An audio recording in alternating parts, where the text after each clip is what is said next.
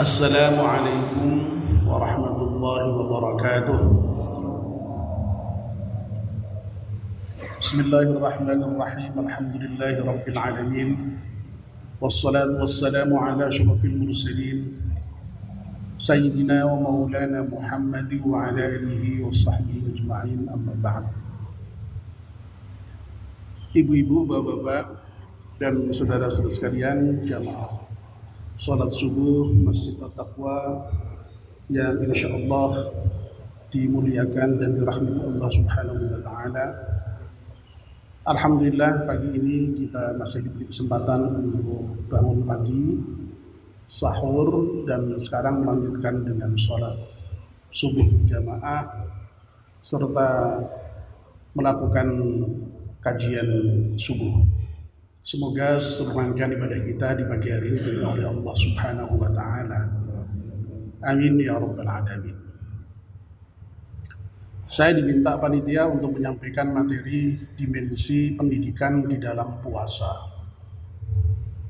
Tentu saja banyak sekali dimensi pendidikan di dalam puasa itu, tapi izinkan saya untuk pagi ini, karena waktu yang terbatas, hanya menyampaikan satu saja. Insya Allah nanti yang lain-lain secara serial bisa disampaikan. Yang akan saya sampaikan yang relatif paling populer difahami bapak-bapak dan ibu-ibu dan saudara sekalian, yaitu bahwa puasa itu mendidik kita untuk memiliki rasa empati terhadap fakir miskin. Lalu dengan empati kita itu bisa tumbuh di dalam diri kita sifat mau peduli dan mau berbagi. Kalau meminjam istilahnya Pak Fadil itu care and share ya. Dulu Pak Fadil pernah membahas ini dengan sangat bagus sekali. Bapak dan ibu-ibu serta saudara sekalian yang dimuliakan Allah Subhanahu wa taala, sudah menjadi sunnatullah ya, bahwa di dalam struktur masyarakat manapun itu ada golongan masyarakat yang miskin, fakir, dan ada yang kaya.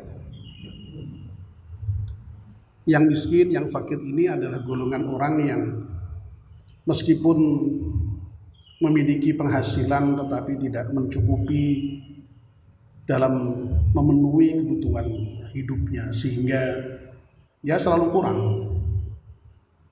Bahkan karena kurangnya itu bisa jadi mereka seringkali menahan lapar, tidak bisa makan, tidak bisa minum. Di satu sisi ada masyarakat yang disebut dengan orang kaya.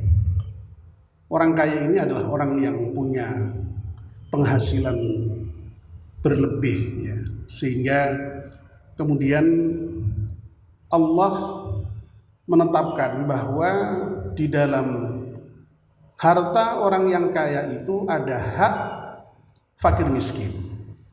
Wa fi amwalihim haqqum ma'lum lis-sa'ili wal mahrum. Di dalam harta orang-orang yang kaya itu ada hak yang tertentu bagi orang-orang yang meminta-minta, orang miskin yang meminta-minta. Dan al-mahrum itu orang yang sebenarnya kekurangan tetapi dia tidak meminta-minta karena menjaga iffahnya, menjaga kehormatan dirinya. Nah, bahkan Islam itu sangat mencela kalau sampai ada orang kaya tidak mau berbagi terhadap orang miskin itu. Nabi kita pernah bersabda dalam hadis yang saya kira ini juga sangat populer, tidak disebut sebagai orang yang beriman kalau orang itu bisa makan kenyang sementara ada tetangganya yang kelaparan, tidak bisa makan dan minum.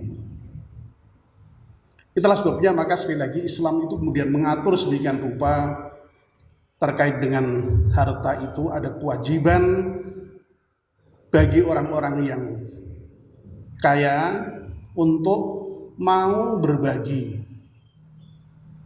kepada orang-orang yang kebetulan bernasib malang itu, yang kurang bahkan tidak memiliki sama sekali untuk memenuhi kebutuhannya itu, dari mulai yang bersifat wajib yaitu zakat. Zakat ini kita kemudian kenal ada zakat mal, ada zakat fitrah, dan juga ada kebaikan-kebaikan lain yang terkait dengan harta itu, bisa infak, sedekah, hibah dan lain sebagainya itu. Jamaah subuh yang dimuliakan Allah Subhanahu wa taala. Puasa yang kita lakukan itu mendidik kita, melatih kita untuk memiliki rasa empati terhadap fakir miskin itu. Setidak-tidaknya dalam setahun sekali selama sebulan Allah memaksa orang-orang yang setiap harinya itu berlebih, yang sebenarnya bisa makan apa saja, tetapi dalam satu bulan itu untuk menahan diri tidak makan, tidak minum dalam jangka waktu tertentu, yang itu sekali lagi biasa dirasakan oleh orang-orang yang miskin. Setiap hari orang miskin itu mengalami seperti itu. Nah kita yang kebetulan oleh Allah diberi kelebihan rezeki itu, ya tadi itu setidak-tidaknya selama sebulan sekali itu dipaksa oleh Allah untuk merasakan lapar dan dahaga sebagaimana yang dirasakan oleh orang-orang miskin setiap hari itu. Nah dengan begitu mestinya kalau dalam diri kita itu ada perasaan yang wajar, itu mestinya tumbuh rasa empati, tumbuh rasa ikut merasakan betapa beratnya yang dirasakan oleh orang-orang yang miskin, orang-orang yang fakir, yang sering tidak bisa makan, tidak bisa minum itu.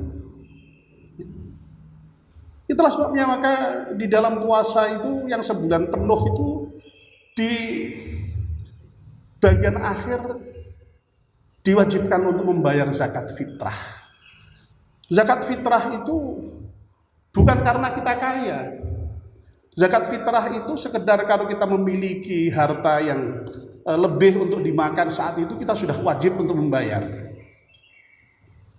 Tujuannya apa? Agar supaya orang-orang yang miskin, yang fakir itu di hari raya setidak-tidaknya itu mereka bisa ikut berbahagia, bergembira ria, bersenang ria sebagaimana orang-orang kaya.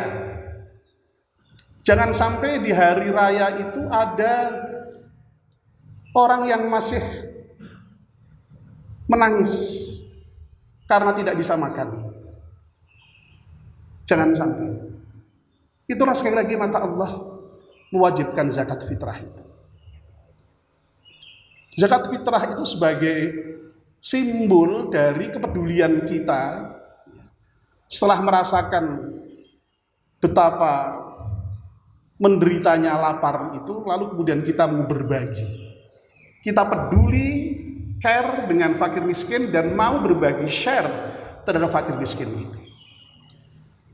Nah tetapi yang perlu kita ingat, jangan lalu kemudian setelah membayar zakat fitrah itu seakan-akan kita itu sudah hebat gitu ya.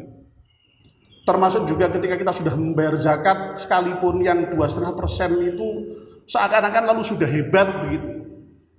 Tidak ada yang hebat sama sekali, wong itu memang hak mereka.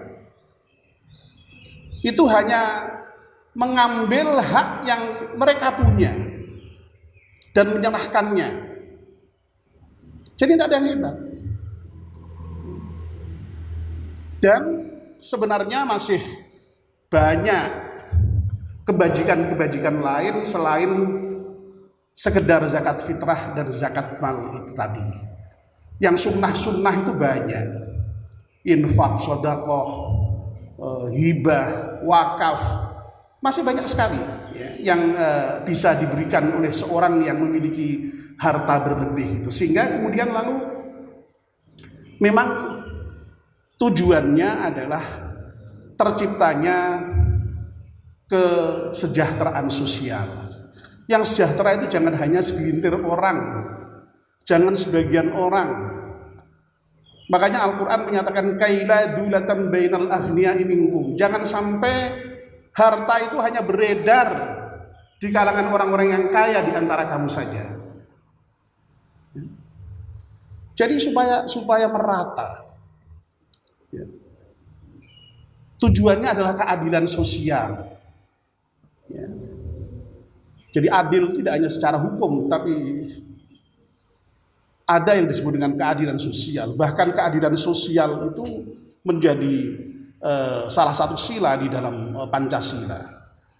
Nah, mudah-mudahan ya puasa yang kita lakukan itu sekali lagi bisa mendidik kita dalam rangka menumbuhkan rasa empati kita itu terhadap fakir miskin, sehingga kemudian pada gilirannya di dalam diri kita itu tumbuh rasa peduli dan rasa mau berbagi terhadap mereka. Mudah-mudahan. Amin ya rabbal alamin. Wassalamualaikum warahmatullahi wabarakatuh.